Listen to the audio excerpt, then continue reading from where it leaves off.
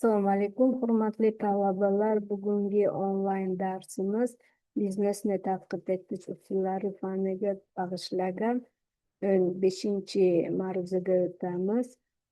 15-chi mavzumiz firmaning tashqi bozordagi biznes strategiyasini tanlash degan nomlangan. Rejamiz ikkita savoldan iborat. Firmaning tashqi bozordagi biznes strategiyasi, umumiy konsepsiyasi.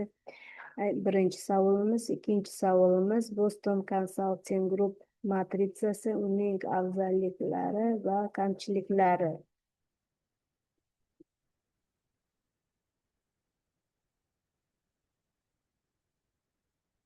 Birinchi savolimiz firmaning tashqi bozordagi biznes strategiyasi, umumiy konsepsiyasi. Birinchidan, firmaning tashqi bozordagi strategiyasiga ta'rif beramiz. Firmaning tashqi bozordagi chiqish strategiyasi bu korxonaning xalqaro miqyosdagi raqobatbardoshligini ta'minlash, daromadlarini oshirish va barqaror rivojlanishga erishish maqsadida ishlab chiqiladigan uzoq muddatli rejalashtirilgan harakatlar tizimidir. Ushbu strategiya firmaning ichki imkoniyatlari bilan tashqi muhit omillari uyg'unlashtirishiga asoslanadi. Tashqi bozordagi strategiya firmaning quyidagi savollarga javob topishini talab qiladi. Qaysi mamlakat yoki hududga kirish kerak? Qanday mahsulot yoki xizmat bilan chiqish lozim?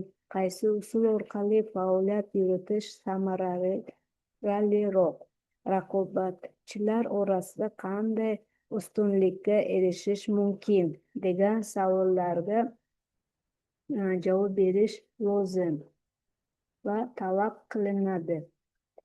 Strategiyaning asosiy maqsadlari bu yangi bozorlarni egallash va savdo hajmini oshirish, valyuta tushumlarini ko'paytirish, raqobatbardoshlikni kuchaytirish, diversifikatsiya orqali risklarni kamaytirish, brendni xalqaro darajada rivojlantirish. Tashqi muhitni tahlil qilish davrida strategiyani ishlab chiqishda firmaning tashqi muhitini chuqur o'rganish lozim. Bu iqtisodiy omillarni o'rganish kerak, siyosiy huquqiy omillarni, texnologik omillarni. Iqtisodiy omillarga inflyatsiya, valyuta kursi, daromadlar darajasi kiradi. Siyosiy huquqiy omillarga bojxona siyosati, qonunchilik kirishi mumkin. Ijtimoiy madaniy omillarga iste'molchilarning didi, urf-odatlari kirishi mumkin. Texnologik omillarga innovatsiyalar, ishlab chiqarish texnologiyalarini o'rganish lozim bo'ladi.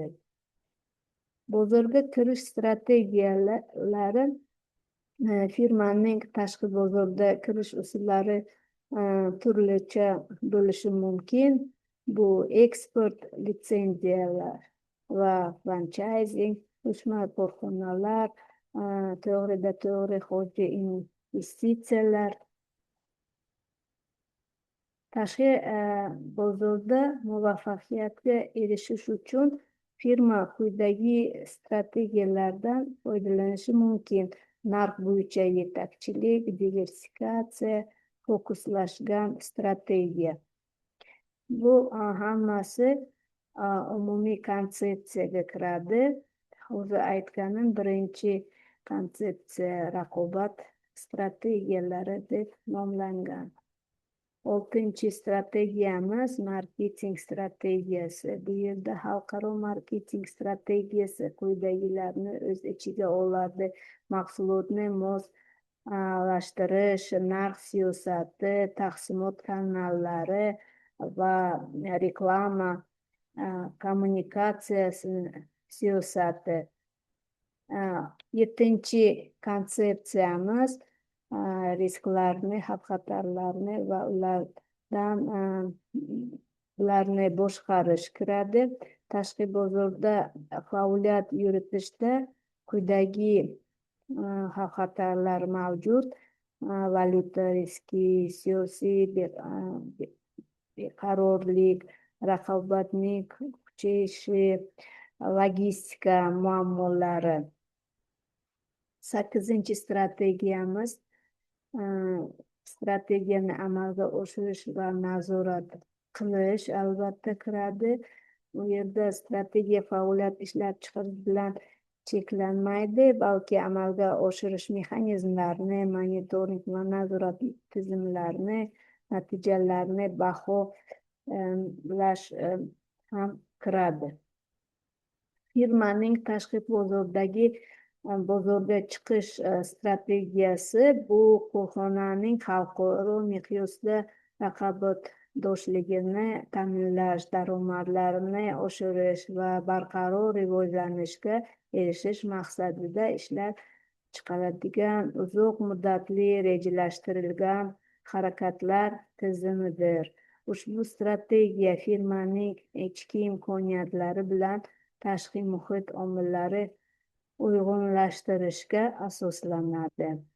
Tashqi bozordagi strategiya firmaning qaysi mamlakat yoki hududga kirishi, qanday mahsulot yoki xizmat bilan chiqishi, qaysi usul orqali faoliyat yuritishi va raqobatchilar orasida qanday ustunlikka erishishi kabi muhim savollarga javob topishni talab qiladi. Shu bilan birga strategiyaning asosiy maqsadi yangi bozorlarni egallash, savdo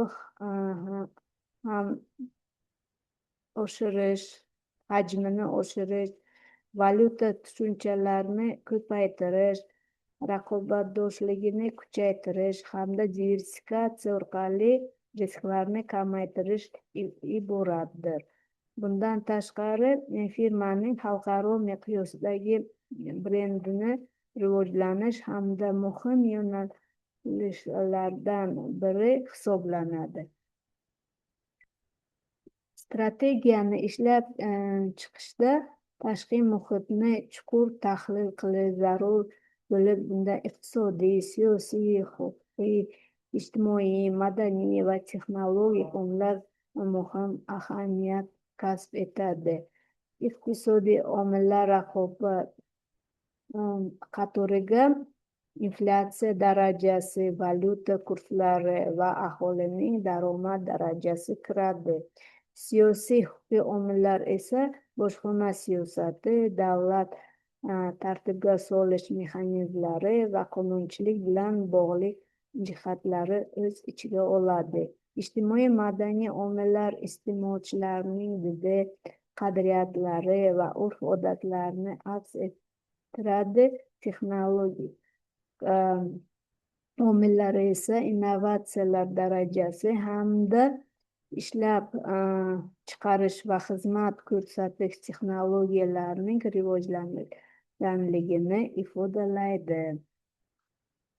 Firmaning tashqi bozorga kirish usullari ham strategiyaning muhim tarkibiy qismi bo'lib, ular eksport faoliyati, litsenziyalash va franchayzing, qo'shma korxonalar tashkil etish yoki to'g'ri joriy investitsiyalarni amalga oshirish orqali namoyon bo'ladi. Ushbu usullarning har biri firmaning moliyaviy imkoniyatlari, risklarga munosabati va uzoq muddatli maqsadlariga qarab tanladi.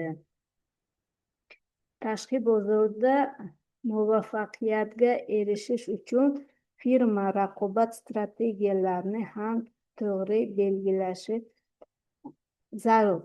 Chunki narx bo'yicha yetakchilikka erishish, mahsulotni diversifikatsiya qilish yoki muayyan bozor segmentiga yo'naltirilgan fokuslashgan strategiya tanlash muhim. Shu bilan birga xalqaro marketing strategiyasi, mahsulotni moslashtirish yoki standartlashtirish, narx siyosatini shakllantirish, taqsimot kanallarini tanlash hamda reklama va kommunikatsiya faoliyatini tashkil etishi o'z ichiga oladi.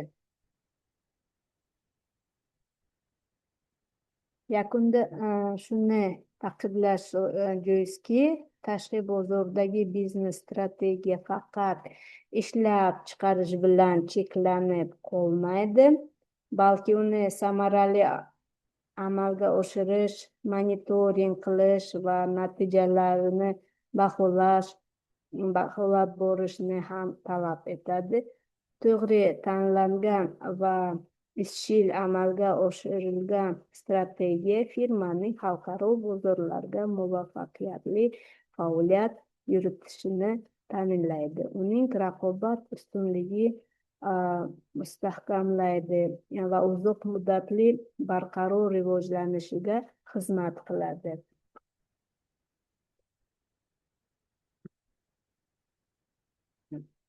Ikkinchi savolimizni biz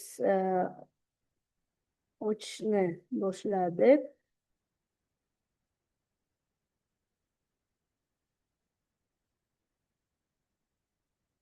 Firmaning tashqi bozordagi biznes strategiyasi va uning umumiy konsepsiyasi degan nomlangan edi birinchi savolimiz. Ikkinchi savolimiz Boston Consulting Group matritsasi va uning afzalliklari va kamchiliklari deb nomlangan. Ikkinchi savolimizga o'tamiz. Boston Consulting Group matritsasi. Bu korxonaning mahsulot portfelini tahlil qilish va strategik qarorlar qabul qilishda qo'llaniladigan muhim vositalardan biri hisoblanadi. Ushbu model 20-asrning 70-yillarida Boston Consulting Group tomonidan ishlab chiqilgan bo'lib, u kompaniyaning turli biznes yo'nalishlari yoki mahsulotlarni bozor o'sishi sur'ati va nisbiy bozor ulushi kabi ikki asosiy mezon asosida baholashga imkon beradi.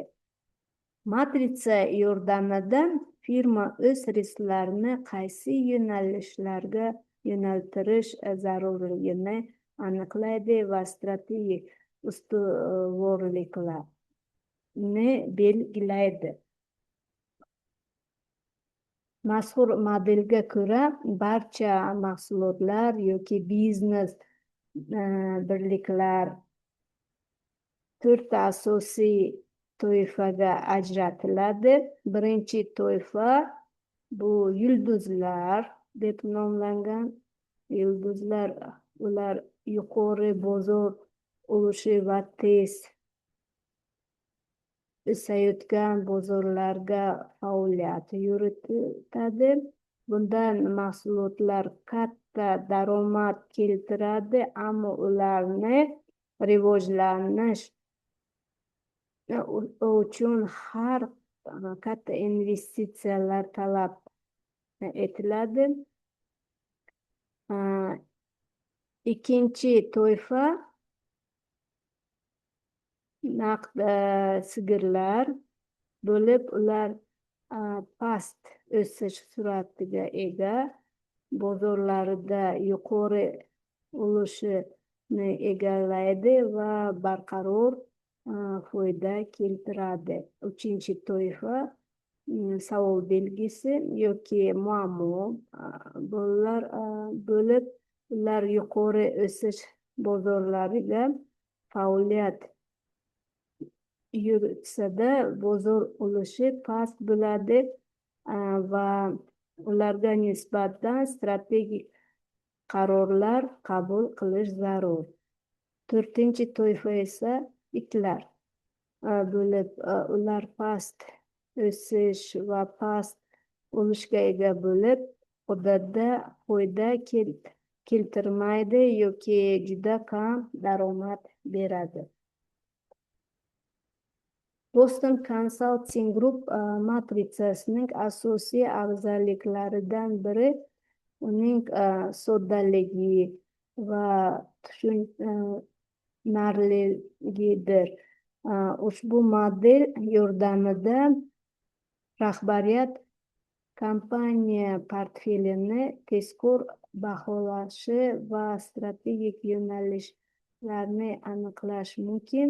Bundan tashqari, u resurslarni samarali taqsimlashga yordam beradi, ya'ni yuqori salohiyatga ega yo'nalishlarga ko'proq investitsiya ajratish, kam samarali sohalardan esa voz kechish imkonini beradi.